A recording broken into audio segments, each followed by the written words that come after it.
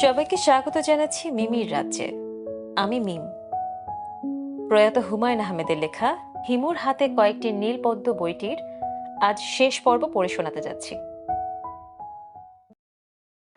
অনেকদিন পর বাবাকে স্বপ্নে দেখলাম। তিনি খুব চিন্তিত মুখে আমার বিছানায় বসে আছেন, গায়ে খদ্দরের চাদর, হাত দুটা কোলের উপর ফেলে রাখা, চোখে চশমা। চশমার মোটা কাঁচের ভেতর থেকে তার জল জল চোখ দেখা যাচ্ছে। আমি বাবাকে দেখে ধর্মর করে উঠে বসলাম। বাবা বললেন, কেমন আছিস হিমু? আমি সঙ্গে সঙ্গে বললাম, খুব ভালো আছি বাবা। বাবা নিচু গলায় বললেন, তুই তো সব গন্ডগোল করে ফেলেছিস। এত শখ ছিল তুই মহাপুরুষ হবি, এত ট্রেনিং দিলাম। ট্রেনিং দিয়ে কি আর মহাপুরুষ হওয়া যায় বাবা? ট্রেনিং দিয়ে ডাক্তার ইঞ্জিনিয়ার হতে পারলে মহাপুরুষ হওয়া যাবে না কেন? অবশ্যই যায়। ট্রেনিং ঠিক মতো দিতে পারলে। তাহলে মনে হয় তোমার ট্রেনিং এ গন্ডগোল ছিল। ট্রেনিং এ কোনো গন্ডগোল নেই, তুই নিয়ম কানুন মানছিস না। মহাপুরুষের প্রথম শর্ত হলো কোনো ব্যক্তি বিশেষের উপর মায়া করবি না। মায়া হলো সার্বজনীন, মায়াটাকে ছড়িয়ে দিবি। তাই তো করছি। মোটেই তা করছিস না, তুই জড়িয়ে পড়ছিস। মারিয়াটাকে? মারিয়া হচ্ছে মরিয়ম। তুই এই মেয়ের সঙ্গে এমন জড়ালি কেন? জড়াইনি তো বাবা, আমিও সাংকেতিক চিঠির জবাব পর্যন্ত দেইনি। ও চিঠি দেবার পর ওর বাসায় যাওয়া পর্যন্ত ছেড়ে দিয়েছি।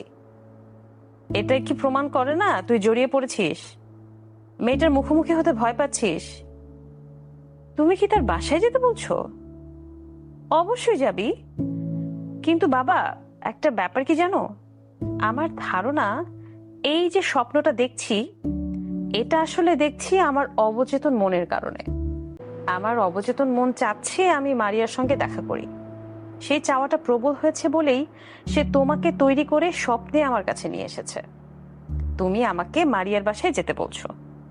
তুমি আমার অবচেতন মনেরই একটা ছায়া, এর বেশি কিছু না। তা হতে পারে। আমার অবচেতন মন যা চাচ্ছে তাই তোমাকে দিয়ে বলিয়ে নিচ্ছে। যুক্তির কথা। মহাপুরুষরা কি যুক্তিবাদী হন বাবা?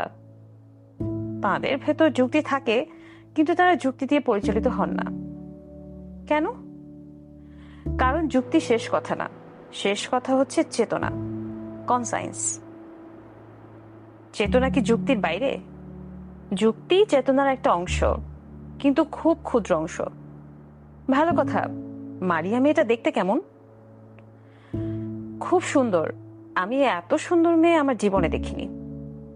চুল কি কোকড়ানো না প্লেন? চুল কোকড়ানো।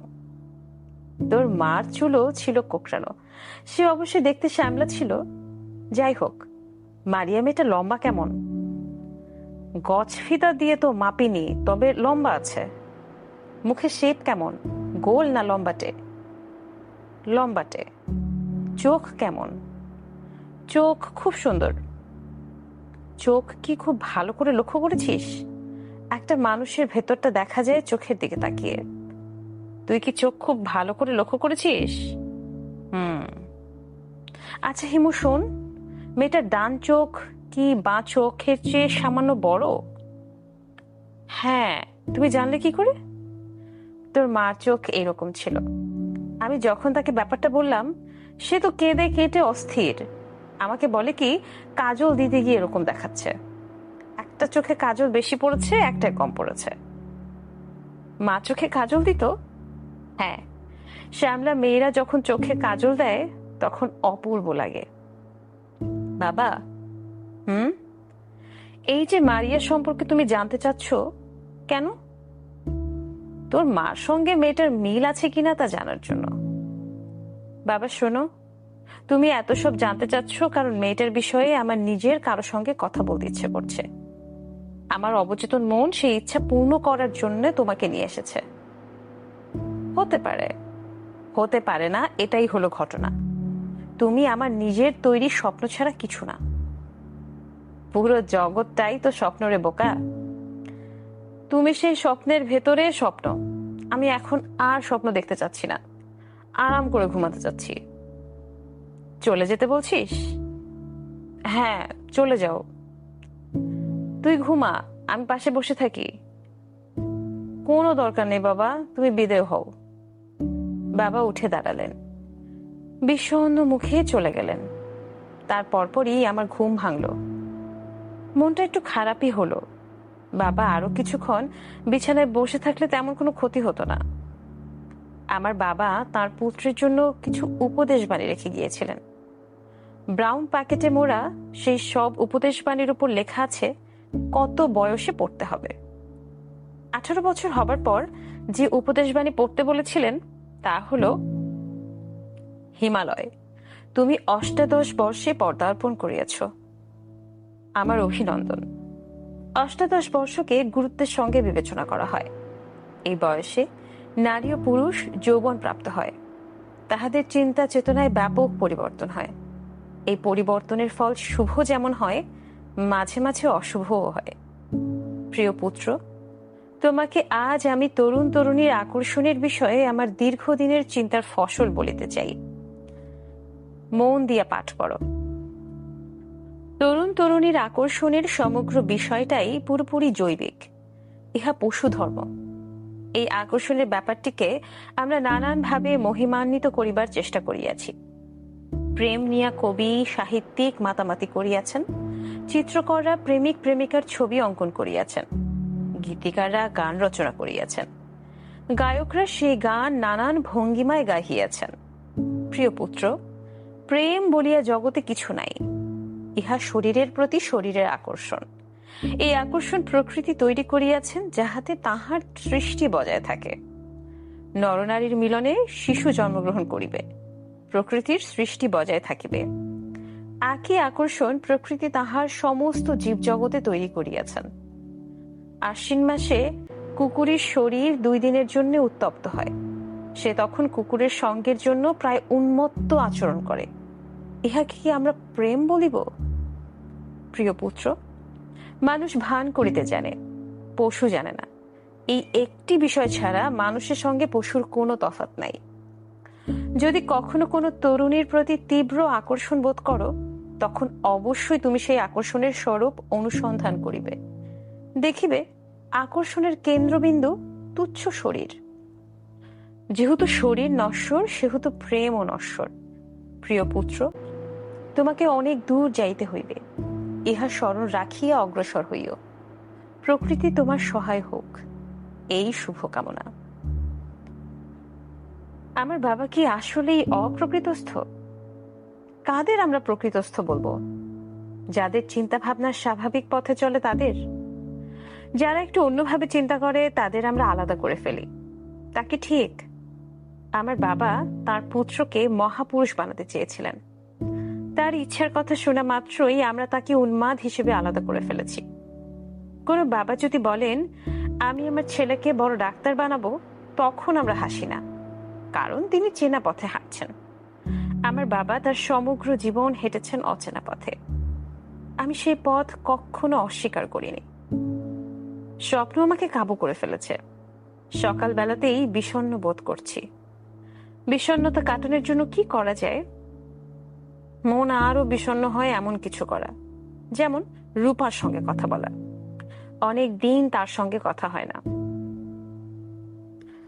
মন এখন বিষণ্ণ।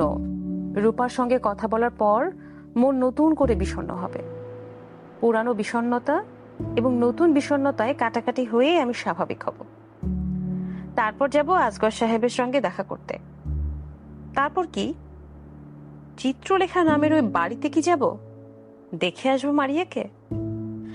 অনেকবার টেলিফোন করলাম রূপাদের বাসায়। টেলিফোন যাচ্ছে, রূপাই টেলিফোন ধরছে, কিন্তু সে হ্যালো বলার সঙ্গে সঙ্গে লাইন কেটে যাচ্ছে। প্রকৃতি চাচ্ছে না আমি রূপার সঙ্গে কথা বলি। ফুপার বাড়িতে আজ উৎসব।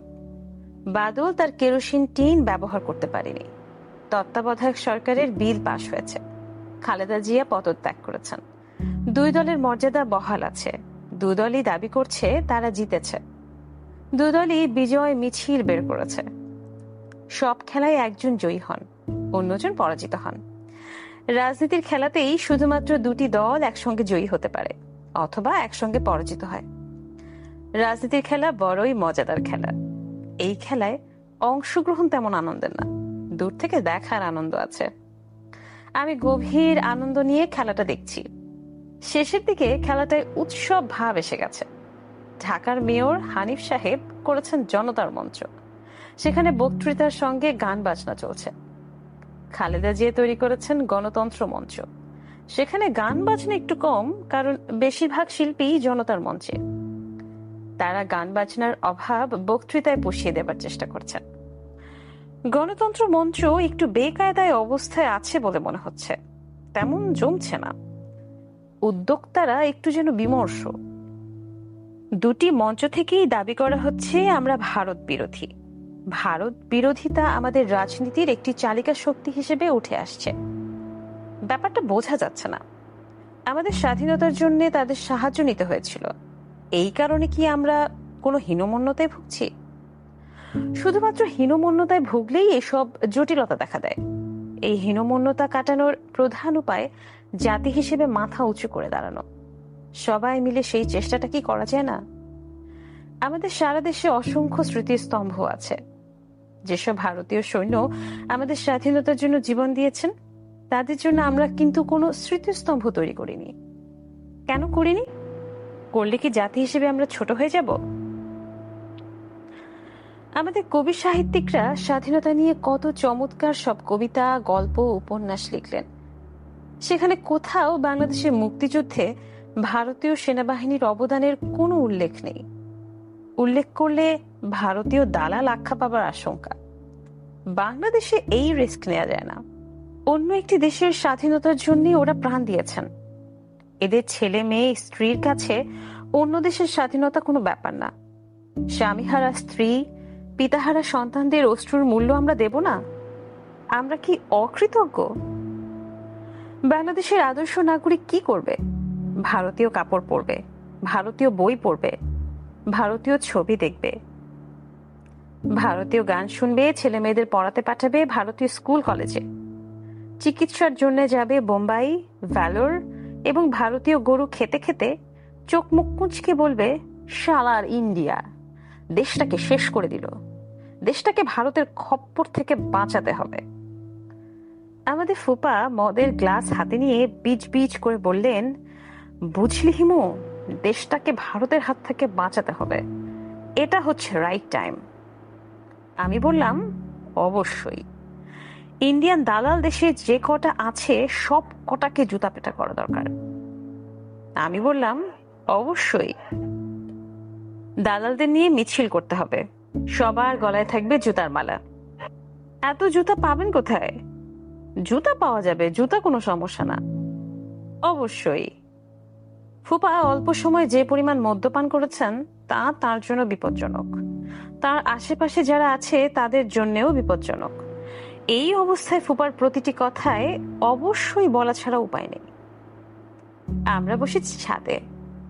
বাদল আগুনে আত্মাহুতি দিচ্ছে না, এই আনন্দ সেলিব্রেট করা হচ্ছে। ফুপা মদ্যপানের অনুমতি পেয়েছেন। ফুপু কঠিন গলায় বলে দিয়েছেন, শুধু 2 পেগ খাবে, এর বেশি এক ফোঁটাও না। খবরদার হিমু, তোর উপর দায়িত্ব, তুই চোখে চোখে রাখবি। আমি চোখে চোখে রাখার পরেও ফুপার এখন 7ম পেগ যাচ্ছে। তার কথাবার্তা সবই এলোমেলো, একটু হিক্কার মতো উঠছে। বমি পর্ব শুরু হতে বেশি দেরি হবে না। হিমু। জি ফুপা। দেশটাকে আমাদের ঠিক করতে হবে হিমু। অবশ্যই, দেশমাতৃকা অনেক বড় ব্যাপার। জি ঠিকই বলেছেন, দেশ পিতৃকা হলে দেশটাকে রসাতলে নিয়ে গেলেও কোনো ক্ষতি ছিল না। দেশ পিতৃকা আবার কি? ফাদারল্যান্ডের বাংলা অনুবাদ করলাম। ফাদারল্যান্ড কেন বলছিস?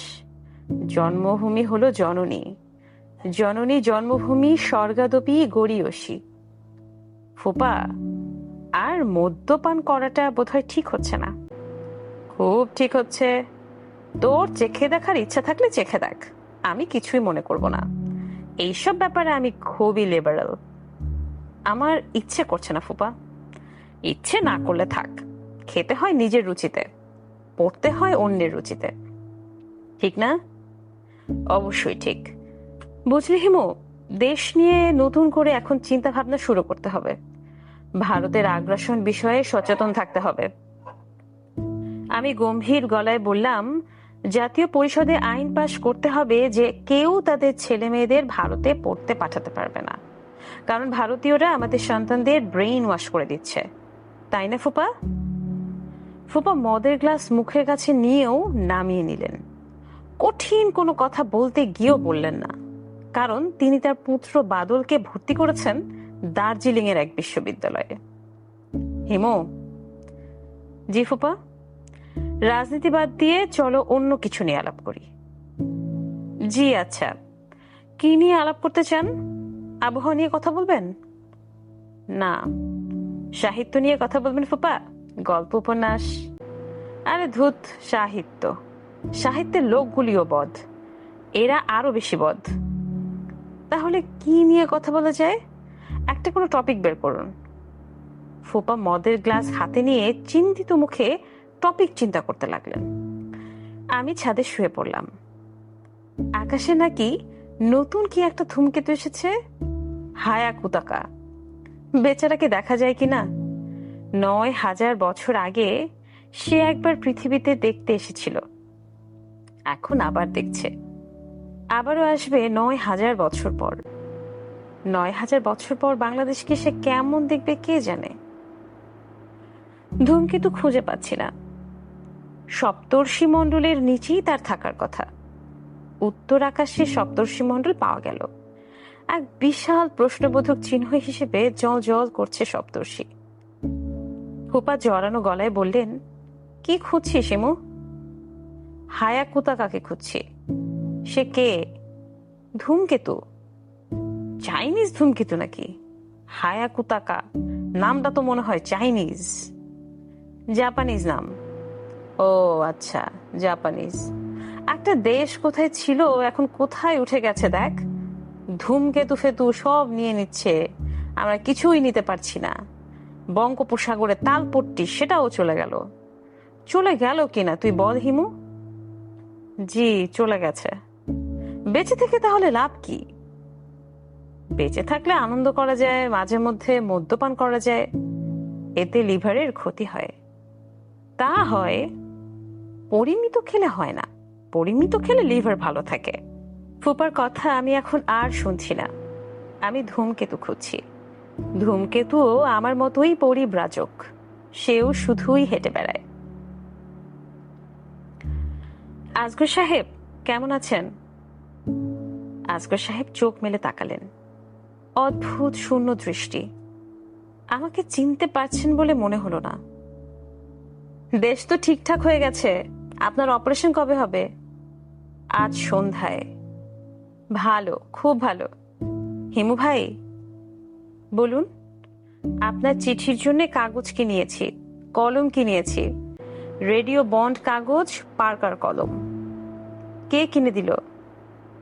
একজন নার্স আছেন, সোমা নাম। তিনি আমাকে খুব স্নেহ করেন, তাকে বলেছিলাম, তিনি কিনেছেন। খুব ভালো হয়েছে। অপারেশন শেষ হোক, তারপর চিঠি লেখালেখি হবে। জি না। জি না মানে? আমি বাঁচবো না হিমু ভাই। যা লেখার আজই লিখতে হবে। আপনার যে অবস্থা, আপনি লিখবেন কিভাবে? আপনি তো কথাই বলতে পারছেন না। আসগর সাহেব যন্ত্রের মতো বললেন, যা লেখার আজই লিখতে হবে। তিনি মনে হলো ১০০% নিশ্চিত অপারেশনের পর তাকে আর পাওয়া যাবে না। বিদায়ের ঘন্টা তিনি মনে হয় শুনতে পাচ্ছেন। হিমু ভাই বলুন, শুনছি। আপনার জন্য কিছুই করতে পারি নাই। চিঠিটাও যদি লিখতে না পারি, তাহলে মনে কষ্ট নিয়ে মারা যাব। মনে কষ্ট নিয়ে মরার দরকার নেই। নিন, চিঠি লিখুন। কলমে কালি আছে? জি, সব ঠিকঠাক করা আছে। হাতটা কাঁপে হিমু ভাই, লেখা ভালো হবে না। আমাকে একটু উঠিয়ে বসান। উঠে বসার দরকার নেই, শুয়ে শুয়ে লিখতে পারবেন। খুব সহজ চিঠি। একটা তারা আঁকুন, আবার একটু গ্যাপ দিয়ে 4টা তারা, আবার 3টা, এইরকম। দেখুন আমি লিখে দেখাচ্ছি। আসগর সাহেব হতভম্ব হয়ে বললেন, এইসব কি? আমি হাসি মুখে বললাম, এটা একটা সাংকেতিক চিঠি। আমি মেয়েটার কাছ থেকে একটা সাংকেতিক চিঠি পেয়েছিলাম, কাজেই সাংকেতিক ভাষায় চিঠির জবাব। তারাগুলোর অর্থ কি? এর অর্থটা মজার। কেউ ইচ্ছা করলে এর অর্থ করবে আই লাভ ইউ, একটা তারা আই, চারটা তারা হলো লাভ, তিনটি তারা হলো ইউ। আবার কেউ ইচ্ছা করলে অর্থ করতে পারে আই হেট ইউ। আসগর সাহেব কাঁপা কাঁপা হাতে স্টার এঁকে দিলেন। আমি সেই তারকা চিহ্নের চিঠি পকেটে নিয়ে উঠে দাঁড়ালাম। আসগর সাহেবের দিকে তাকিয়ে সহজ গলায় বললাম, আপনার সঙ্গে তাহলে আর দেখা হচ্ছে না? জি না। মৃত্যু কখন হবে বলে আপনার ধারণা? আসগর সাহেব জবাব দিলেন না। আমি বললাম, রাতে একবার এসে খোঁজ নিয়ে যাব। মরে গেলে তো চলেই গেলেন, বেঁচে থাকলে কথা হবে। জি আচ্ছা। আর কিছু কি বলবেন? মৃত্যুর পর আত্মীয় স্বজনকে কিছু বলা, কিংবা? মনসুরের পরিবারকে টাকাটা পাঠিয়ে দেবেন ভাই সাহেব। মনসুর এসে পরিবারের ঠিকানা দিয়ে গেছে। ঠিকানা কি? কাগজে লিখে রেখেছি। পোস্ট অফিসের কিছু কাগজ, পাসবই সব একটা বড় প্যাকেটে ভরে রেখে দিয়েছি। আপনার নামে অথরাইজেশন চিঠিও আছে। ও আচ্ছা, কাজকর্ম গুছিয়ে রেখেছেন? জি, যতদূর পেরেছি। অনেক দূর পেরেছেন বলেই তো মনে হচ্ছে। ফ্যাকড়া বাঁধিয়েছে মনসুর। সে যদি ভূত হয়ে সত্যি সত্যি তার পরিবারের ঠিকানা বলে দিয়ে যায়, তাহলে বিপদের কথা। কিসের বিপদ হিমু ভাই? তাহলে তো ভূত বিশ্বাস করতে হয়। রাত বিরাতে হাঁটি, কখন ভূতের খপ্পরে পড়ব।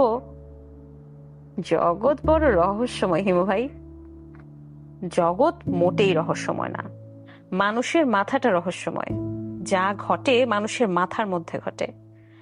মনসুর এসেছিল আপনার মাথার ভেতর। আমার ধারণা সে তার পরিবারের ঠিকানা ঠিকই দিয়েছে। আপনার মাথা কিভাবে কিভাবে এই ঠিকানা বের করে ফেলেছে। আপনার কথা বুঝতে পারছি না হিমু ভাই। বুঝতে না পারলেও কোনো অসুবিধা নাই, আমি নিজেও আমার সব কথা বুঝতে পারি না। আমি আসগর সাহেবের কাছ থেকে বিদায় নিয়ে চলে এলাম। গফুরের মেয়েটার সঙ্গে দুটা কথা বলার ইচ্ছা ছিল। মেয়েটাকে দেখলাম না। গফুর তার বিছানায় হাঁ করে ঘুমাচ্ছে। তার মুখের ওপর একটা মাছি ভনভন করছে। সে মাছি তাড়াবার চেষ্টা করছেন বয়স্ক এক মহিলা, সম্ভবত গফুরের স্ত্রী। স্বামীকে তিনি নির্বিঘ্নে ঘুমোতে দিতে চান। রিক্সা নিয়ে নিলাম। মারিয়ার বাবাকে দেখতে যাব। 5 বছর পর ভদ্রলোককে দেখতে যাচ্ছি। এই 5 বছরে তিনি আমার কথা মনে করেছেন। আমি গ্রেফতার হয়েছে শুনে চিন্তিত হয়ে চারিদিকে টেলিফোন করেছেন। আমি তার কথা মনে করিনি। আমি আমার বাবার কঠিন উপদেশ মনে রেখেছি। প্রিয় পুত্র, মানুষ মায়াবদ্ধ জীব। মায়ায় আবদ্ধ হওয়াই তাহার নিয়তি। তোমাকে আমি মায়া মুক্ত হওয়ার প্রক্রিয়ার ভিতর দিয়া বড় করিয়াছি। তারপরেও আমার ভয়, একদিন ভয়ঙ্কর কোনো মায়ায় তোমার সমস্ত বোধ, সমস্ত চেতনা আচ্ছন্ন হইবে। মায়া কূপ বিশেষ। সে কূপের গভীরতা মায়ায় যে আবদ্ধ হইবে, তাহার মনের গভীরতার উপর নির্ভরশীল। আমি তোমার মনের গভীরতা সম্পর্কে জানি, কাজে ভয় পাইতেছি কখন না তুমি মায়া নামক অর্থহীন কূপে আটকা পড়িয়া যাও। যখনই এইরূপ কোনো সম্ভাবনা দেখিবে, তখনই মুক্তির জন্য চেষ্টা করিবে। মায়া নামক রঙিন কূপে পড়িয়া জীবন কাটানোর জন্য তোমার জন্ম হয় নাই। তুমি আমার সমগ্র জীবনের সাধনাকে নষ্ট করিও না।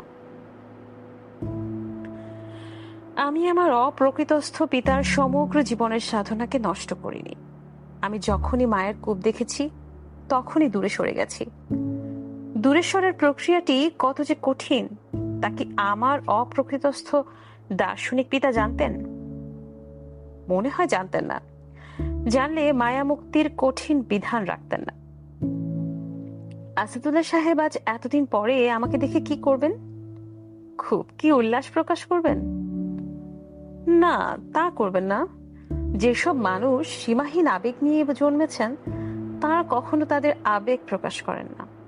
তাদের আচার আচরণ রোবট ধর্মী। যারা পৃথিবীতে এসেছেন মধ্যম শ্রেণীর আবেগ নিয়ে, তাদের আবেগের প্রকাশ অতি তীব্র। এরা প্রিয়জনদের দেখা মাত্র জড়িয়ে ধরে কেঁদে কেটে হুলস্থুল বাঁধিয়ে দেন। আমার ধারণা আসাদুল্লাহ সাহেব আমাকে দেখে খুব স্বাভাবিক ভঙ্গিতে বলবেন, তারপর কি খবর হিমু সাহেব? এই যে দীর্ঘ 5 বছর দেখা হলো না, সে প্রসঙ্গে একটা কথাও বলবেন না। পুলিশের হাতে কিভাবে ধরা পড়েছি, কিভাবে ছাড়া পেয়েছি, সেই প্রসঙ্গেও কোনো কথা হবে না। দেশ নিয়েও কোনো কথা বলবেন না। আওয়ামী লীগ বিএনপি নিয়ে তার কোনো মাথা ব্যথা নেই। ক্ষুদ্র একটি ভূখণ্ডকে তিনি দেশ ভাবেন না। তার দেশ হচ্ছে অনন্ত নক্ষত্র বৃথি। তিনি নিজেকে অনন্ত নক্ষত্র বৃথির নাগরিক মনে করেন। এইসব নাগরিকদের কাছে জাগতিক অনেক কর্মকাণ্ডই তুচ্ছ। বাবা বেঁচে থাকলে আমি অবশ্যই তাকে আসাদুল্লাহ সাহেবের সঙ্গে পরিচয় করিয়ে দিতাম।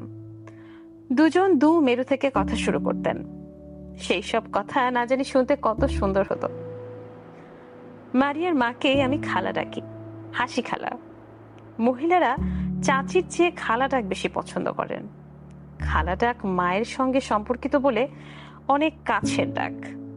খালা ডেকেও আমার তেমন সুবিধা অবশ্যই হয়নি। ভদ্রমহিলা গোড়া থেকেই আমাকে তীব্র সন্দেহের চোখে দেখেছেন, তবে আচার আচরণে কখনো তা প্রকাশ হতে দেননি, বরং বাড়াবাড়ি রকম আন্তরিকতা দেখিয়েছেন। হাত দেখার প্রতি এই মহিলার খুব দুর্বলতা আছে। আমি বেশ কয়েকবার তার হাত দেখে দিয়েছি। হস্তরেখা বিশারদ হিসেবে ভদ্রমহিলার কাছে আমার নাম আছে। তিনি অতি আন্তরিক ভঙ্গিতে আমার সঙ্গে তুই করেন। সেই আন্তরিকতার পুরোটাই মেকি। 5 বছর পর এই মহিলাও অবিকল তার স্বামীর মতো আচরণ করবেন। স্বাভাবিক গলায় বলবেন, কি রে হিমু, তোর খবর কি? দে হাতটা দেখে দে। তিনি এ জাতীয় আচরণ করবেন আবেগ চাপা দেবার জন্য না, আবেগহীনতার জন্য। আর মারিয়া? মারিয়া কি করবে? কিছুই বলতে পারছি না। এই মেয়েটি সম্পর্কে আমি কখনোই আগে ভাগে কিছু বলতে পারিনি। তার আচার আচরণে বোঝার কোনো উপায় ছিল না। একদিন সে এসে আমার হাতে এক টুকরো কাগজ ধরিয়ে দেবে, যে কাগজে সাংকেতিক ভাষায় একটা প্রেমপত্র লেখা। আমি সেদিন আসাদুল্লাহ সাহেবের সঙ্গে একটা কঠিন বিষয় নিয়ে গল্প করছিলাম। বিষয়বস্তু এক্সপ্যান্ডিং ইউনিভার্স। আসাদুল্লাহ সাহেব বলেছিলেন, ইউনিভার্সে যতটুকু ভর থাকার কথা ততটুকু নেই। বিজ্ঞানীরা হিসাব মেলাতে পারছেন না। নিউট্রিনোর যদি কোনো ভর থাকে তবেই হিসাব মেলে। এখন পর্যন্ত এমন কোনো আলামত পাওয়া যায়নি যা থেকে বিজ্ঞানীরা নিউট্রিনোকে কিছু ভর দিতে পারেন। নিউট্রিনোর ভর নিয়ে আমাদের দুজনের দুশ্চিন্তার সীমা ছিল না। এমন দুশ্চিন্তাযুক্ত জটিল আলোচনার মাঝখানে মারিয়া এসে উপস্থিত। সে তার বাবার দিকে তাকিয়ে বলল, বাবা, আমি হিমু ভাইকে 5 মিনিটের জন্য ধার নিতে পারি? আসাদুল্লাহ সাহেব বললেন, অবশ্যই। মারিয়া বলল, 5 মিনিট পরে আমি তাকে ছেড়ে দেব। তুমি যেখানে আলোচনা বন্ধ করেছিলে আবার সেখান থেকে শুরু করবে। আসাদুল্লাহ সাহেব বললেন, আচ্ছা। তোমরা আজ কি নিয়ে আলাপ করছিলে? নিউট্রিনোর ভর। ও, সেই নিউট্রিনো? তার কোনো গতি করতে পেরেছ? না, চেষ্টা করে যাও বাবা, চেষ্টায় কি না হয়। মারিয়া তার বাবার কাঁধে হাত রেখে সুন্দর করে হাসল। আসাদুল্লাহ সাহেব সেই হাসি ফেরত দিলেন না, গম্ভীর হয়ে বসে রইলেন। তার মাথায় তখনও নিউট্রিনো। আমি তার হয়ে মারিয়ার দিকে তাকিয়ে হাসলাম। মারিয়া বলল, হিমু ভাই, আপনি আমার ঘরে আসুন। আমি মারিয়ার ঘরে ঢুকলাম। এই প্রথম তার ঘরে ঢোকা। কিশোরী মেয়েদের ঘর যেরকম হয় সেরকম। র্যাক ভর্তি stuffed animal, stereo system, LP record সারা ঘর ময় ছড়ানো। ড্রেসিং টেবিলে এলোমেলো করে রাখা সাজবার জিনিস, বেশিরভাগ কোটার মুখ খোলা। কয়েকটা ড্রেস মেঝেতে পড়ে আছে। খাটের পাশে রকিং চেয়ারে গাদা করা গল্পের বই। খাটের নিচে 3টা চায়ের কাপ, এর মধ্যে একটা কাপে পিঁপড়া উঠেছে। নিশ্চয়ই কয়েকদিনের বাসি কাপ, স্মরণ হয়নি। আমি বললাম, তোমার ঘর তো খুব গোছানো। মারিয়া বলল, আমি আমার ঘরে কাউকে ঢুকতে দেই না, মাকেও না, বাবাকেও না। আপনাকে প্রথম ঢুকতে দিলাম। আমার ঘর আমি নিজেই ঠিকঠাক করি। কদিন ধরে মন টন খারাপ বলে ঘর গোছাতে ইচ্ছা করছে না। মন খারাপ কেন? আছে, কারণ আছে। আপনি দাঁড়িয়ে কেন? বসুন। আমি বসলাম। মারিয়া বলল, আমি সাংকেতিক ভাষায় একটা চিঠি লিখেছি। কাকে? আপনাকে। আপনিই চিঠি পড়বেন, এখানে বসেই পড়বেন। সাংকেতিক চিঠি হলেও খুব সহজ সংকেতে লেখা। আমার ধারণা আপনার বুদ্ধি বেশ ভালো। চিঠির অর্থ আপনি এখানে বসেই বের করতে পারবেন। সঙ্গে সঙ্গে জবাব দিতে হবে? হ্যাঁ, আমার বুদ্ধি খুবই নিম্নমানের। ম্যাট্রিকে অঙ্কে প্রায় ধরা খাচ্ছিলাম। সাংকেতিক চিঠি তো অঙ্কেরই ব্যাপার, এখানেও মনে হয় ধরা খাবো। মারিয়া তার রকিং চেয়ার আমার সামনে টেনে আনলো। চেয়ারের ওপর থেকে বই নামিয়ে বসে দোল খেতে লাগলো। আমি সাংকেতিক চিঠির ওপর চোখ বুলিয়ে গেলাম, কিছু বুঝলাম না। তাকালাম মারিয়ার দিকে। সে নিজের মনে দোল খাচ্ছে, আমার দিকে তাকাচ্ছে না, তাকিয়ে আছে দেয়ালের দিকে। সেখানে তার ছোটবেলার একখানা ছবি। আমি বললাম, আমি কিছুই বুঝতে পারিনি। মারিয়া বলল, বুঝতে না পারলে সঙ্গে করে নিয়ে যান, যেদিন বুঝতে পারবেন সেদিন উত্তর লিখে নিয়ে আসবেন। আর যদি কোনোদিনই বুঝতে না পারি? কোনোদিন বুঝতে না পারলে আর এ বাড়িতে আসবেন না। এখন উঠুন, 5 মিনিট হয়ে গেছে, আপনাকে বাবার কাছে দিয়ে আসি। আমি চিঠি হাতে উঠে দাঁড়ালাম। মারিয়াদের বাড়ির নাম চিত্রলেখা। আমি দীর্ঘ 5 বছর পর চিত্রলেখার সামনে দাঁড়িয়ে আছি। মানুষ তাদের বাড়ির নাম কেন রাখে? তাদের কাছে কি মনে হয় বাড়িগুলোও জীবন্ত? বাড়িদের প্রাণ আছে? তাদেরও অদৃশ্য হৃৎপিণ্ড ধক ধক করে? কলিং বেল টিপে অপেক্ষা করছি, কেউ এসে গেট খুলছে না। দারোয়ান তার খুপড়ি ঘর থেকে আমাকে দেখতে পেয়েছে। আসছে না কারণ উৎসাহ পাচ্ছে না। ঝকঝকে গাড়ি নিয়ে কেউ এলে এরা উৎসাহ পায়, ছুটে এসে গেট খুলে স্যালুট দিয়ে দাঁড়ায়।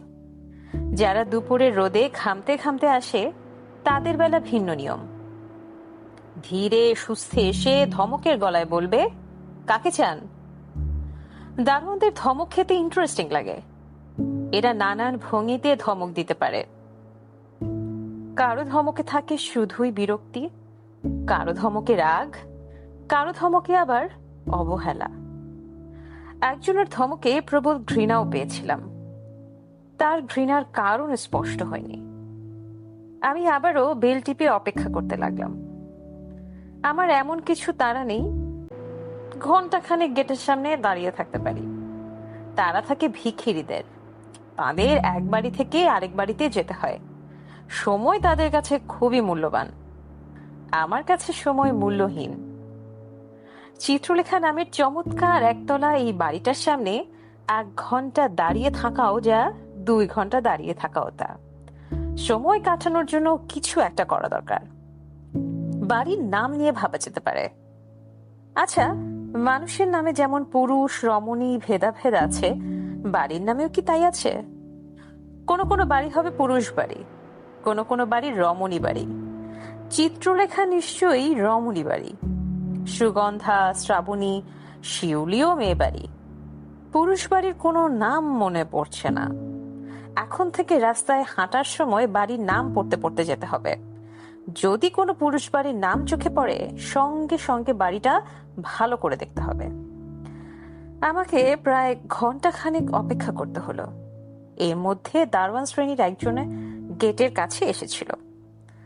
গেট খুলতে গলায় সে বলল, যার কাছে চাবি সে ভাত খাচ্ছে, ভাত খাওয়া হলে সে খুলে দেবে।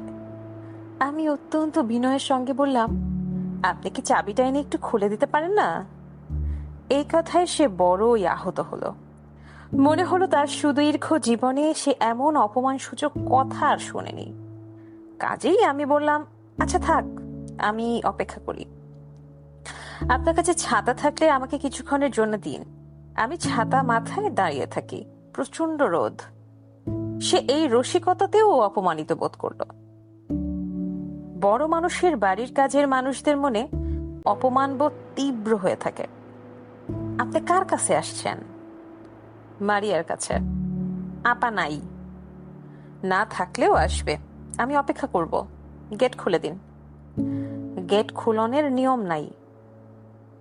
আগের দারোয়ানদের কেউ নেই, সব নতুন লোকজন। আগেকার কেউ হলে চিনতে পারত, এত ঝামেলা হতো না। আমি বিনীত ভঙ্গিতে বললাম, ভাই সাহেব, আপনার নাম? আমার নাম আব্দুস সোবহান। সোবহান সাহেব, আপনি শুনুন, আমি খুব পাগলা কিসিমের লোক। গেট না খুললে গেটের উপর দিয়ে বেয়ে চলে আসবো। আপনার সাহেবের কাছে গিয়ে বলুন হিমু এসেছে। ও আচ্ছা, আপনি হিমু, আপনার কথা বলা আছে। দারোয়ান ব্যস্ত হয়ে গেট খুলতে লাগলো। আমাকে স্কর্ট করে নিয়ে যাওয়া হচ্ছে। বিশাল ড্রয়িং রুম পার হয়ে খানিকটা খোলামেলা জায়গায় চলে এসেছি। কোনো ফার্নিচার নেই, ঘরময় কার্পেট। এটা ফ্যামিলি রুম। ফ্যামিলির সদস্যরা এই ঘরে গল্পগুজব করে, টিভি দেখে। যাদের ফ্যামিলি যত ছোট, তাদের ফ্যামিলি রুমটা তত বিশাল। মারিয়াদের ড্রয়িং রুম আগের মতোই ছিল, তবে ফ্যামিলি রুমের সাজসজ্জা বদলেছে। প্রকাণ্ড এক পিয়ানো দেখতে পাচ্ছি। পিয়ানো আগে ছিল না। পিয়ানো কে বাজায়? মারিয়া। ফ্যামিলি রুমে কার্পেটের উপর হাসি খালাকে বসে থাকতে দেখলাম। তিনি তার 2 হাত মেলে ধরেছেন। সেই হাতের নখে নেল পলিশ লাগাচ্ছেন সিরিয়াস চেহারার এক ভদ্রলোক। ভদ্রলোকের চোখে সোনালী চশমা, ফ্রেঞ্চ কাট দাড়ি। তিনি খুব একটা বাহারি পাঞ্জাবি পরে আছেন। ভদ্রলোক নিশ্চয়ই বিখ্যাত ও ক্ষমতাবানদের কেউ হবেন। এ বাড়িতে বিখ্যাত ও ক্ষমতাবান ছাড়া অন্য কারো প্রবেশাধিকার নেই। নেইল পলিশ লাগানোর ব্যাপারে ভদ্রলোকের মনোযোগ দেখে মনে হচ্ছে কাজটা অত্যন্ত জটিল। হাসি খালাও নড়াচড়া করছেন না, স্থির হয়ে আছেন। হাসি খালা এক ঝলক আমার দিকে তাকিয়ে বললেন, হিমু, তোর কি খবর? কোনো খবর নেই। মারিয়া বলেছিল তুই আসবি। যে ভদ্রলোক নীল পলিশ লাগাচ্ছেন তিনি বিরক্ত গলায় বললেন, হাসি, নড়াচড়া করবে না, নড়লে আঙুল নড়ে যায়। আমি বললাম, খালা, হচ্ছে কি? হাসি খালা বললেন, কি হচ্ছে তা তো দেখতেই পাচ্ছিস। নতুন কায়দায় নেল পলিশ লাগানো হচ্ছে। নখের গোড়ায় করা লাল রং আস্তে আস্তে নখের মাথায় এসে রং মিলিয়ে যাবে। জটিল ব্যাপার মনে হচ্ছে। জটিল তো বটেই, জিনিসটা দাঁড়ায় কেমন সেটা হচ্ছে কথা। এক ধরনের এক্সপেরিমেন্ট। ভদ্রলোক আরেকবার বিরক্ত গলায় বললেন, হাসি, প্লিজ। আমি কিছুক্ষণ নেল পলিশ দেয়া দেখলাম। গাঢ় লাল, হালকা লাল, সাদা, 3 রঙের কৌটা নেল পলিশ রিমুভার নিয়ে প্রায় হুলস্থুল ব্যাপার হচ্ছে। হাসি খালা বললেন, জামিল, তোমার সঙ্গে পরিচয় করিয়ে দিই। এ হচ্ছে হিমু। ভালো নাম এভারেস্ট কিংবা হিমালয়। মারিয়ার বাবার অনেক আবিষ্কারের এক আবিষ্কার। খুব ভালো হাত দেখতে পারে। হাত দেখে যা বলে তাই হয়। ভদ্রলোক চোখ মুখ কুঁচকে ফেললেন। আমি সামনে থেকে সরলে তিনি বাঁচেন এই অবস্থা। আমি বিনয়ী গলায় বললাম, স্যার, ভালো আছেন? ভদ্রলোক বললেন, yes, I am fine, thank you. আপনার নেল পলিশ দেয়া খুব চমৎকার হচ্ছে, স্যার। ভদ্রলোকের দৃষ্টি কঠিন হয়ে গেল।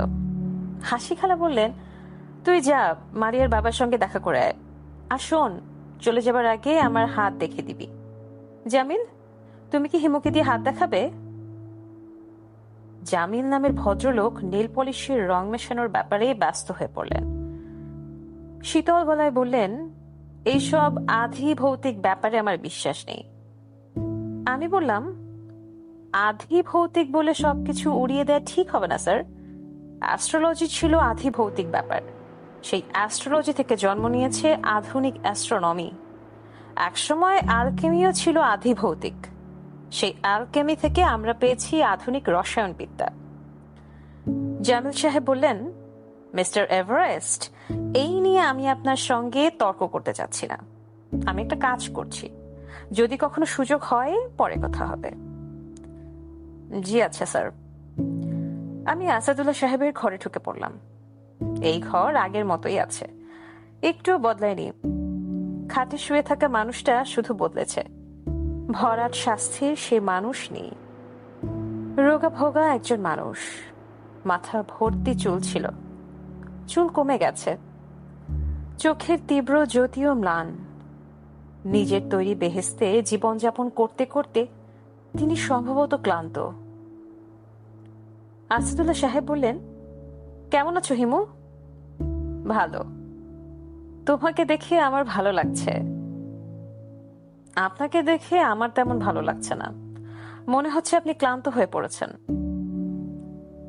স্বর্গে বাস করা ক্লান্তিকর ব্যাপার হিমু। আমি আসলেই ক্লান্ত।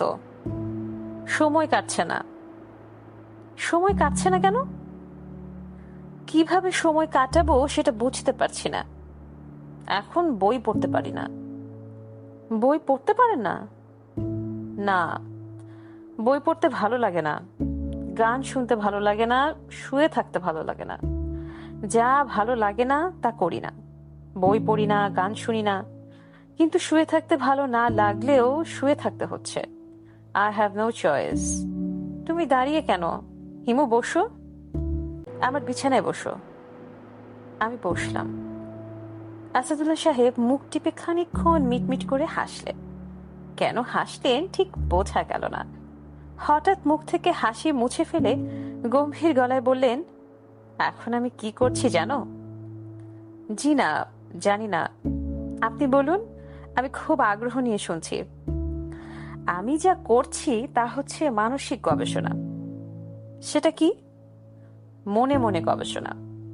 কোনো একটা বিষয় নিয়ে জটিল সব চিন্তা করছি, কিন্তু সবই মনে মনে। আমার সাম্প্রতিক গবেষণার বিষয় হলো নারী পুরুষ সম্পর্ক। প্রেম? হ্যাঁ, প্রেম। হিমু, তুমি কখনো কোনো মেয়ের প্রেমে পড়েছ? না। মেয়েরা তোমার প্রেমে পড়েছে? না। তুমি নিশ্চিন্ত? হ্যাঁ, নিশ্চিন্ত। আসাদুল্লাহ সাহেব আগ্রহ নিয়ে বললেন, প্রেম সম্পর্কে তোমার ধারণাটা কি বলতো? আমি হাসতে হাসতে বললাম, আমি তো এসব নিয়ে গবেষণা করছি না, কাজেই বলতে পারছি না। আপনি বরং বলুন, গবেষণা করে কি পেয়েছেন? শুনতে চাও? হ্যাঁ, চাই। আসাদুল্লাহ সাহেব বুকের নিচে বালিশ নিয়ে একটু উঁচু হলেন। কথা বলা শুরু করলেন শান্ত ভঙ্গিতে এবং খুব উৎসাহের সঙ্গে। হিমু, শোনো, গবেষণা না, একজন শয্যাশায়ী মানুষের ব্যক্তিগত চিন্তা। চিন্তাও ঠিক না, ফ্যান্টাসি। আমার মনে হয় কি জানো, সৃষ্টিকর্তা বা প্রকৃতি প্রতিটি ছেলে মেয়েকে 5টি অদৃশ্য নীলপদ্ম দিয়ে পৃথিবীতে পাঠান। এই নীলপদ্মগুলো হলো প্রেম, ভালোবাসা। যেমন ধরো তোমাকে 5টি নীলপদ্ম দিয়ে পাঠানো হয়েছে। এখন পর্যন্ত তুমি কাউকে পাওনি যাকে পদ্ম দিতে ইচ্ছে করেছে, কাজেই তুমি কারোর প্রেমে পড়নি। আবার ধরো, একটা 17 বছরের তরুণীর সঙ্গে তোমার পরিচয় হলো। মেয়েটির তোমাকে এতই ভালো লাগলো যে সে কোনো দিকে না তাকিয়ে, ভবিষ্যৎ চিন্তা না করে তার সব কটি নীলপদ্ম তোমাকে দিয়ে দিল। তুমি পদ্মগুলো নিলে, কিন্তু তাকে গ্রহণ করলে না। পরে এই মেয়েটি কিন্তু আর কারো প্রেমে পড়তে পারবে না। সে হয়তো একসময় বিয়ে করবে, তার স্বামীর সঙ্গে ঘর সংসার করবে, কিন্তু স্বামীর প্রতি প্রেম তার থাকবে না। আমি বললাম, আর আমার কি হবে? আমার নিজের 5টি নীলপদ্ম ছিল, তার সঙ্গে আরো 5টি যুক্ত হয়ে পদ্মের সংখ্যা বেড়ে গেল না? হ্যাঁ, বাড়লো। তাহলে আমি কি ইচ্ছে করলে এখন কাউকে 5টির জায়গায় 10টি পদ্ম দিতে পারি? তা পারো না। অন্যের পদ্ম দেয়া যাবে না। তোমাকে যে 5টি দেওয়া হয়েছে, শুধু সেই 5টি দেয়া যাবে। 5টি কেন বলছেন? 5-এর চেয়ে বেশি নয় কেন? 5 হচ্ছে একটা ম্যাজিক সংখ্যা, এই জন্যই বলেছি 5।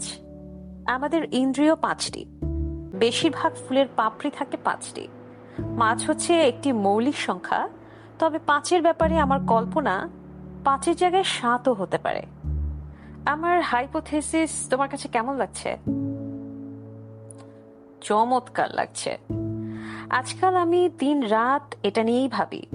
আমার কাছে মনে হয় পৃথিবীর বেশিরভাগ মানুষ নীল পদ্ম নিয়ে ঘুরে বেড়ায়, দেয়ার মানুষ পায় না। অনেকে হয়তো দিতেও চায় না। হ্যাঁ, তাও হতে পারে।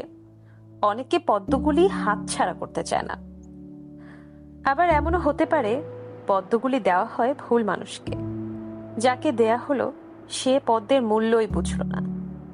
এটা হচ্ছে আমার নীল পদ্ম থিওরি। তোমাকে বললাম, তুমি তো নানান জায়গায় ঘুরে বেড়াও, অনেকের সঙ্গে মেশো, আমার থিওরিটা পরীক্ষা করে দেখো। জি আচ্ছা, তবে আমার কি মনে হয় জানেন? আমার মনে হয় কিছু কিছু রহস্যময় ব্যাপার সম্পর্কে কোনো থিওরি না দেওয়াই ভালো। থিওরি বা হাইপোথেসিস রহস্য নষ্ট করে। থাকুক না কিছু রহস্য। সন্ধ্যাবেলা সূর্য ডুবে, সকালে ওঠে, কত রহস্যময় একটা ব্যাপার। কিন্তু পৃথিবীর আহ্নিক গতির জন্য এটা হচ্ছে, জানার পর আর রহস্য থাকে না। হিমু, তুমি কি জ্ঞানের বিপক্ষে? জি, জ্ঞান এক ধরনের বাধা, এক ধরনের অন্ধকার। কোনো বিষয় সম্পর্কে পূর্ব জ্ঞান সেই বিষয়টি সম্পর্কে আমাদের দূরত্ব তৈরি করিয়ে দেয়। বুঝতে পারছি না। যেমন ধরুন আপনার নীলপদ্ম থিওরি, এটা জানার পর থেকে আমার কি হবে জানেন? কোনো মেয়ের সঙ্গে দেখা হলেই আমি ভাববো, আচ্ছা এই মেয়েটিকে কি নীলপদ্ম দেয়া যায়? দেয়া গেলে কটা দেয়া যায়? মেয়েটি তার নিজের নীলপদ্মগুলি কি করেছে? কাউকে দিয়ে ফেলেছে? আমার হাইপোথেসিস তুমি এত সিরিয়াসলি নিচ্ছ কেন? তোমাকে তো আগেই বলেছি, এইসব আর কিছুই না, একজন অসুস্থ শয্যাশায়ী মানুষের ব্যক্তিগত প্রলাপ। আসাদুল্লাহ সাহেব হাত বাড়িয়ে সিগারেট নিলেন।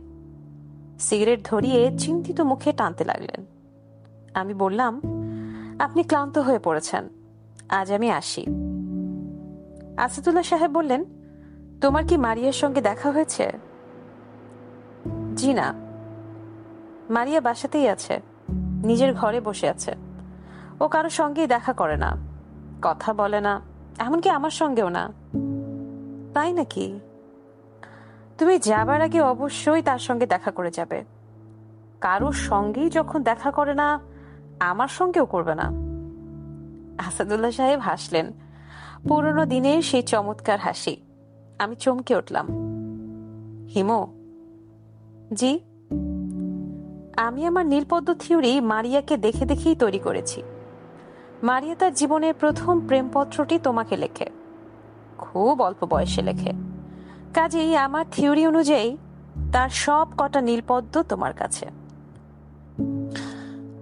চিঠি লেখার ব্যাপারটি আপনি জানেন? হ্যাঁ, জানি। আমার মেয়ের সঙ্গে আমার চুক্তি ছিল, সে তার জীবনের প্রথম প্রেমপত্রটি আমাকে দেখিয়ে লিখবে। মারিয়া চুক্তি রক্ষা করেছে, আমাকে চিঠিটি দেখিয়েছে। তবে আমি যেন বুঝতে না পারি, সেজন্য ছেলে মানুষই এক সাংকেতিক ভাষা ব্যবহার করেছে। আপনি সেই সাংকেতিক চিঠির অর্থ সঙ্গে সঙ্গে বুঝে ফেলেছেন? অবশ্যই, তবে ভান করেছি বুঝতে পারিনি। মারিয়া সেই চিঠি কাকে লিখেছিল তা কি আপনাকে বলেছে? না, তবে আমি অনুমান করেছি। আমার অনুমান শক্তি খারাপ না। হিমু, শোনো, আমার মেয়েটা পড়াশোনার জন্য ইংল্যান্ড চলে যাচ্ছে। আমি নিজেই জোর করে পাঠিয়ে দিচ্ছি।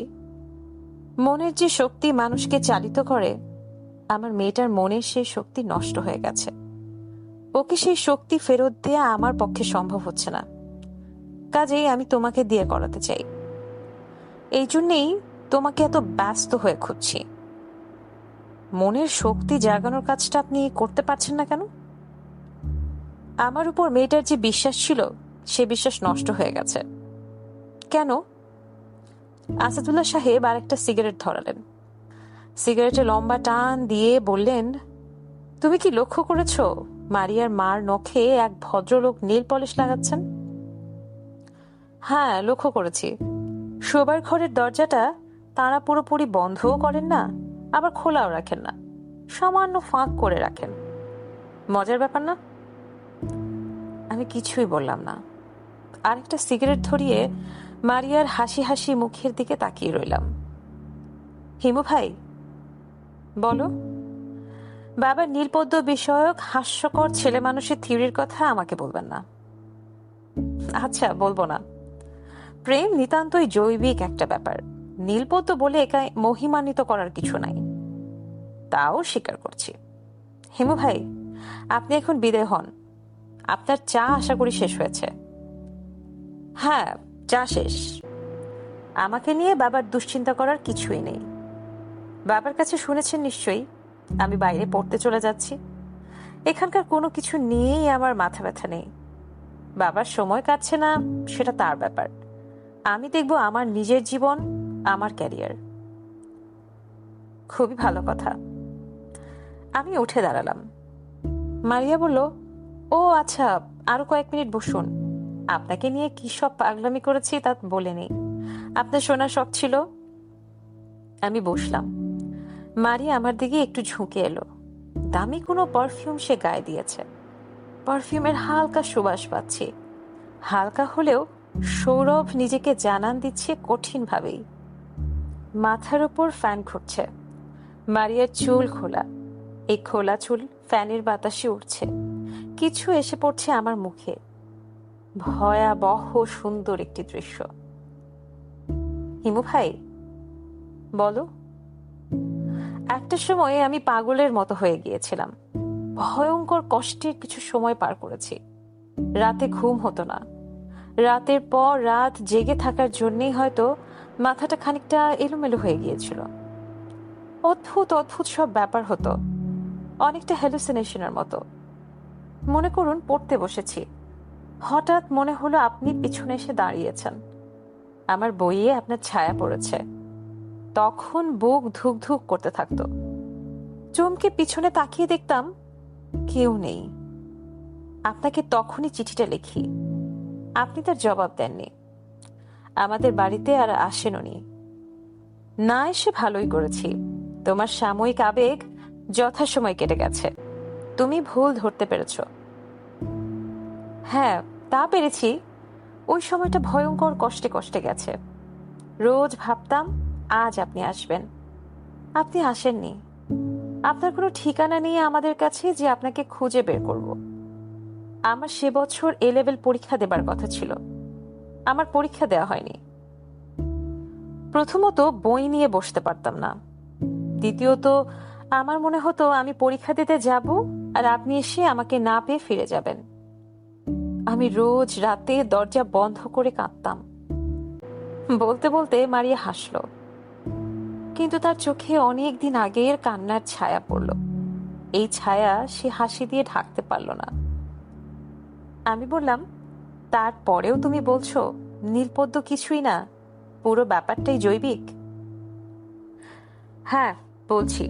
তখন বয়স অল্প ছিল, তখন বুঝতে পারিনি। এখন বুঝছি। চারপাশে কি ঘটছে তা দেখে শিখছি। আমি উঠে দাঁড়াতে দাঁড়াতে বললাম, তোমাকে কষ্ট দেওয়ার জন্য খুবই দুঃখিত। চলে যাচ্ছেন? হ্যাঁ। আপনার চিঠি নিয়ে যান। আটতারার চিঠি, এই হাস্যকর চিঠির আমার দরকার নেই। আমি চিঠি নিয়ে পকেটে রাখলাম। সঙ্গে সঙ্গে মনে হলো আসাদুল্লাহ সাহেবের নীলপদ্ম থিওরি ঠিক আছে। এই তরুণী তার সমস্ত নীলপদ্ম হিমু নামের এক ছেলের হাতে তুলে দিয়ে তীব্র কষ্ট ও যন্ত্রণার ভেতর বাস করছে। এই যন্ত্রণা, এই কষ্ট থেকে তার মুক্তি নেই। আমি তাকালাম মারিয়ার দিকে। সে এখন মাথা নিচু করে বসে আছে। তার মুখ দেখা যাচ্ছে না। অশ্রু গোপন করার জন্য মেয়েরা ওই ভঙ্গিটা মাঝে মাঝে ব্যবহার করে। মারিয়া। জি। ভালো থেকো। আমি ভালোই থাকবো। যাচ্ছি। কেমন? আচ্ছা যান। আমি যদি বলি আপনি যেতে পারবেন না, আপনাকে আমার সঙ্গে থাকতে হবে, আপনি কি থাকবেন? থাকবেন না। কাজেই যেতে চাচ্ছেন, যান। গেট পর্যন্ত এগিয়ে দাও। না। ও আচ্ছা, আমার হাতটা দেখে দিয়ে যান। আমার ভবিষ্যৎটা কেমন হবে বলে দিয়ে যান। মারিয়া তার হাত এগিয়ে দিল। মারিয়ার হাত দেখার জন্য আমি আবার বসলাম। খুব ভালো করে দেখবেন, বানিয়ে বানিয়ে বলবেন না। তোমার খুব সুখের সংসার হবে। স্বামী, স্ত্রী এবং একটি কন্যার অপূর্ব সংসার। কন্যাটির নাম তুমি রাখবে চিত্রলেখা। মারিয়া খিলখিল করে হাসতে হাসতে হাত টেনে নিয়ে গম্ভীর গলায় বলল, থাক, আপনাকে আর হাত দেখতে হবে না। বানিয়ে বানিয়ে উদ্ভট কথা। আমি আমার মেয়ের নাম চিত্রলেখা রাখতে যাব কেন? দেশে নামের আকাল পড়েছে যে বাড়ির নামে মেয়ের নাম রাখবো? যাই হোক, আমি অবশ্যই ভবিষ্যৎ জানার জন্য আপনাকে হাত দেখতে দিইনি। আমি আপনার হাত কিছুক্ষণের জন্য ধরতে চাচ্ছিলাম। এমনিতে তো আপনি আমার হাত ধরবেন না, কাজেই অজুহাত তৈরি করলাম। হিমু ভাই, আপনি এখন যান। প্রচন্ড রোদ উঠেছে, রোদে আপনার বিখ্যাত হাঁটা শুরু করুন। মারিয়ার গলা ধরে এসেছে। সে আবার মাথা নিচু করে ফেলেছে। কয়েক মুহূর্তের জন্য আমার ভেতর এক ধরনের বিভ্রম তৈরি হলো। মনে হলো আমার আর হাঁটার প্রয়োজন নেই। মহাপুরুষ না, সাধারণ মানুষ হয়ে মমতাময়ী এই তরুণীটির পাশে এসে বসি। যে নীলপদ্ম হাতে নিয়ে জীবন শুরু করেছিলাম, সেই পদ্মগুলি তার হাতে তুলে দিই। তারপরই মনে হলো, এ আমি কি করতে যাচ্ছি? আমি হিমালয়। মারিয়া বলেছিল সে গেট পর্যন্ত আমাকে এগিয়ে দিতে আসবে না, কিন্তু সে এসেছে। গেট ধরে দাঁড়িয়ে আছে। ঘরের ভেতর মনে হচ্ছিল মারিয়া চাপা রঙের শাড়ি পরে আছে। এখন দেখি শাড়ির রং নীল। রোদের আলোয় রং বদলে গেল। নাকি প্রকৃতি আমার ভেতর বিভ্রম তৈরি করা শুরু করেছে? হিমু ভাই, বলো, যাবার আগে আপনি কি বলে যাবেন আপনি কে? আমি বললাম, মারিয়া, আমি কেউ না। I am nobody. আমি আমার এক জীবনে অনেককে এই কথা বলেছি। কখনো আমার গলা ধরে যায়নি বা চোখ ভিজে ওঠেনি। দুটো ব্যাপারই এই প্রথম ঘটল। মারিয়া হাসি মুখে আমার দিকে তাকিয়ে আছে। প্রচন্ড রোদে আমি হাঁটছি। ঘামে গা ভিজে চপচপে হয়ে গেছে। বড় রাস্তায় এসে জ্যামের ভিতর পড়লাম। কার যেন বিজয় মিছিল বের হয়েছে। জাতীয় পার্টির মিছিল। ব্যানারে এরশাদ সাহেবের ছবি আছে। আন্দোলনের শেষে সবাই বিজয় মিছিল করছে। তারাই বা করবে না কেন? এই প্রচন্ড রোদেও তাদের বিজয়ের আনন্দে ভাটা পড়ছে না। দলের সঙ্গে ভিড়ে যাব কিনা ভাবছি। একা হাঁটতে ইচ্ছে করছে না। মিছিলের সঙ্গে থাকায় একটা সুবিধা হচ্ছে, অনেকের সঙ্গে থেকেও একা থাকা যায়।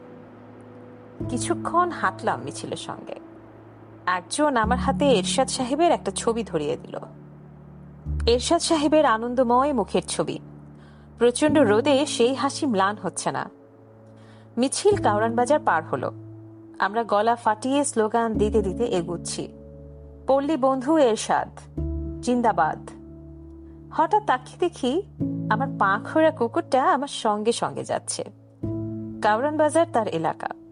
সে আমাকে দেখতে পেয়ে নিঃশব্দে আমার পাশে পাশে চলা শুরু করেছে। তার খোঁড়া পা মনে হচ্ছে পুরোপুরি অচল।